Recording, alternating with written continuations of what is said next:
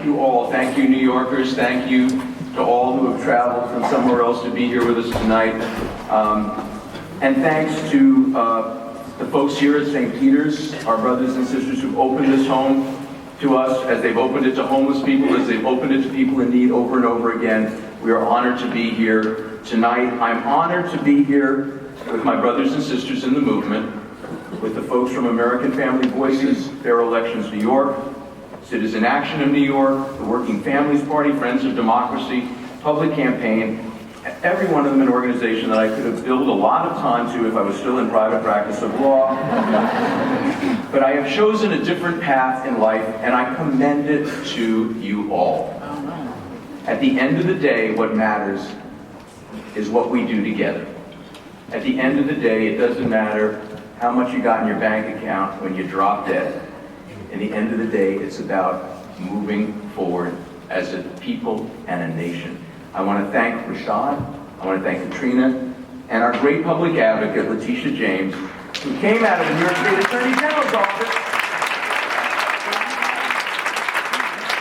And I have to tell you, you want to have one sign of what you can get if you have a vigorous public financing system. You can get a woman who is outraised, outspent, opposed by every corporate interest, and still is the citywide public advocate of New York.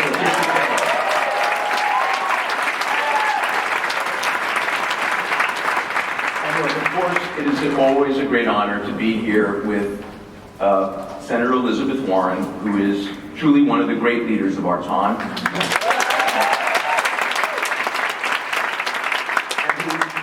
When I took office in January 2011, the only person who came from Washington to my office to warn me about what was going on was Elizabeth Warren. And she came to see me on Valentine's Day, and she is my Valentine forever. And her husband's good with it, but flowers every Valentine's Day. But she came to me and said to me on February 14, 2011, the folks down there are trying to rewrite history. They're trying to pretend the crash of the economy was like an earthquake or a tsunami. They're trying to pretend it's because we spend too much money on public employees. And I would not have done what I did, challenging the federal administration to go after the banks. I would not have been able to continue when I thought I was kind of losing my mind down in Washington without the counsel, the courage, and the wisdom of Senator Elizabeth Warren.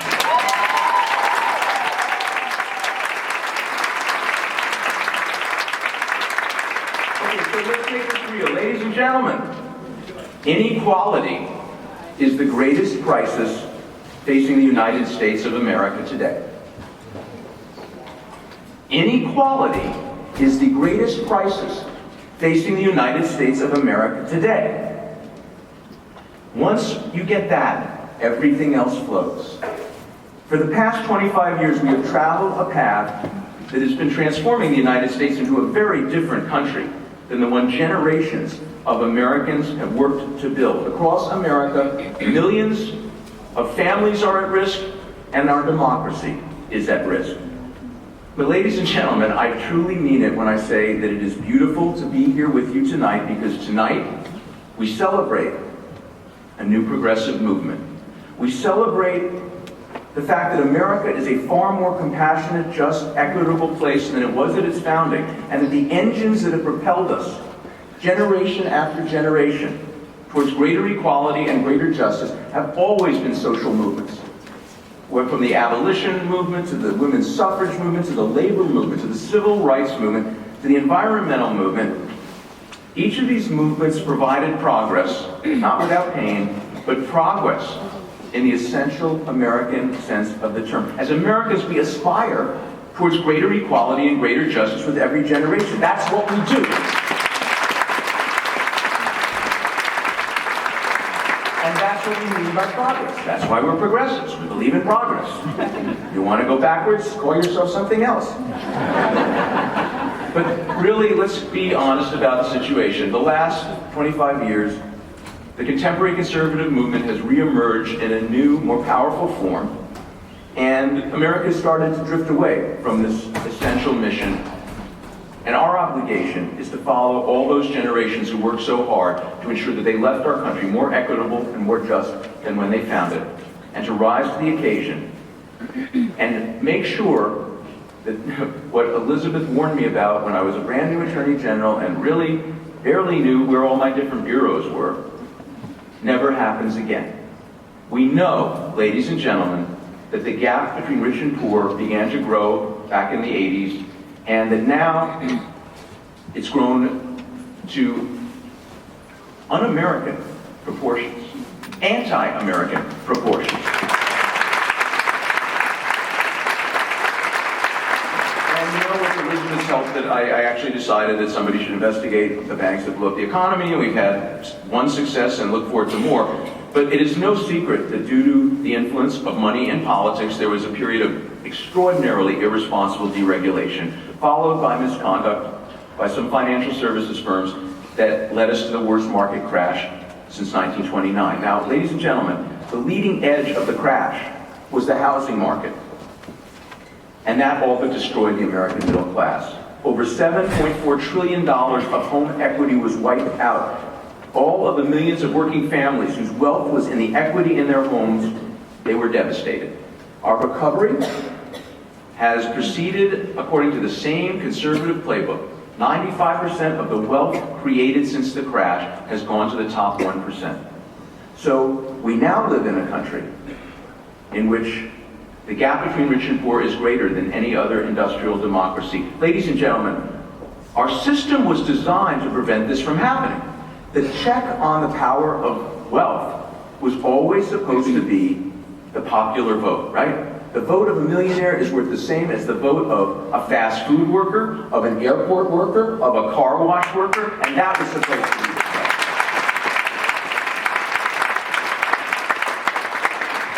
But in recent years, those seeking to expand the gap between rich and poor further, and they are still hard at work, believe me, they really realize that they can weaken our electoral democracy, that great check on wealth, by undermining our electoral process. First, by flooding our campaigns with an unprecedented amount of money, and second, by suppressing the vote, especially the vote of poor people, who they would render incapable of demanding from their government the equality and justice that is their right as an American citizen. So that's the challenge. We're not going to sugarcoat it. This is New York. This is New York. You know where the bathrooms are? Now we're going to talk. But ladies and gentlemen, it's beautiful to be here with you tonight, because in New York, the people have found their voice. And you cannot say that, thank you. Let's be clear. We've lost so many battles to the conservatives over the last couple of decades because most American politicians, in fact, most Democratic politicians, are afraid to even speak about economic inequality, right? Somehow has become more taboo than race or sexual orientation. Many politicians are afraid to even talk about poverty and homelessness and the explosion of the gap. I guess they're afraid of being labeled a Sandinista. Or an eyeliner wearer. I don't know what they're afraid of. But here in New York, with the election that just gave us Mayor Bill de Blasio, Scott Stringer, and Letitia James, we've demonstrated that we are not afraid to talk about economic inequality. And we are gathered here to speak out and to take action. And ladies and gentlemen, New York can serve as a model for the nation if we do our work. In New York this year, we have the opportunity to blunt the effect of big money in politics by creating across our state a comprehensive system, reforming our campaign and election laws, and providing for the first time public financing of elections all over the state of New York.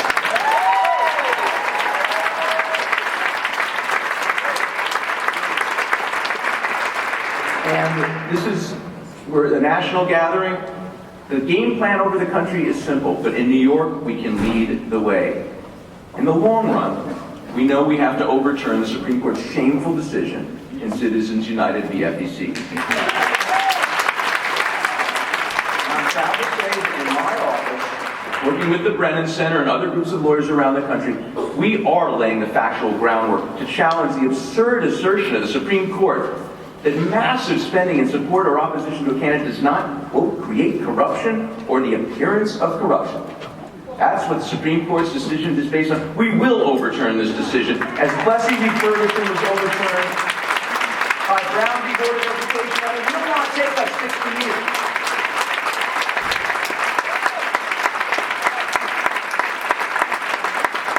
But it's a pleasure to be here with you tonight because we cannot wait for that to happen. In the meantime, we have to mitigate the harm caused by this un-American flood of money into politics. First of all, by reforming our campaign and election laws, we have to have transparency, and we have to have a system like the New York City system that enables people like Letitia James to be in office.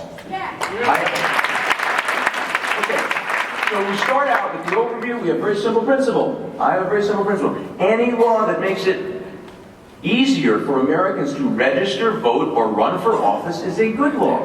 Any law that makes it harder for Americans to register, vote, or run for office is a bad law.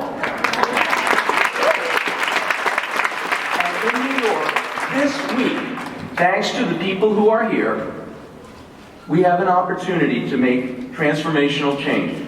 This week, for the first time in our history, a governor, our governor, my friend and client, our governor, has put the language needed to create a system of public financing and real enforcement of our campaign laws into his proposed state budget. It has never happened before. And we commend him for that. It is modeled on New York City's public financing system. It is in the budget. Now, ladies and gentlemen, I did an ungodly amount of hard time in the New York State Senate before I got to be the Attorney General. And I will tell you, based on that experience, that once you have language in the budget, the legislature can try to stop it, but at the end of the day, the governor has the power. We have to work to ensure that this part of the budget passes the Assembly, passes the Senate, and is signed into law. This will happen in the next 90 days, ladies and gentlemen. New York can provide this leadership in the next 90 days if you use your power to create fundamental change in our great state. Join American Family Voices, join Friends of Democracy, Citizen Action, Color of Change, and all the rest of us to change our laws, to make it easier for all New Yorkers to run for office. Join us as we build this great progressive movement that is building all over the country. But in New York, we love to be, and we can be first. Let's call out this economic injustice for what it is. It's anti-American. It's anti-American. The effort to buy elections with massive floods of corporate cash, anti-American, right?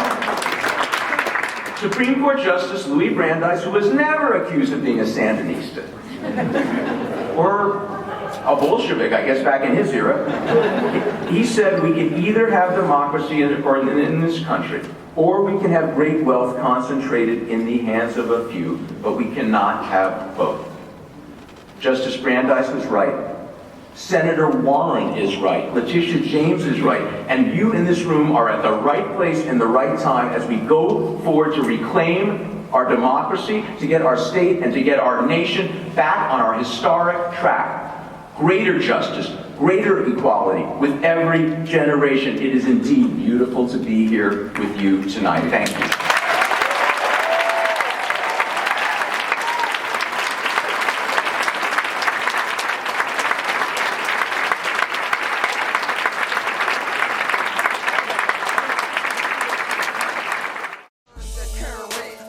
The surface makes the mainstream get so nervous. It's time for purpose, for news to serve us, not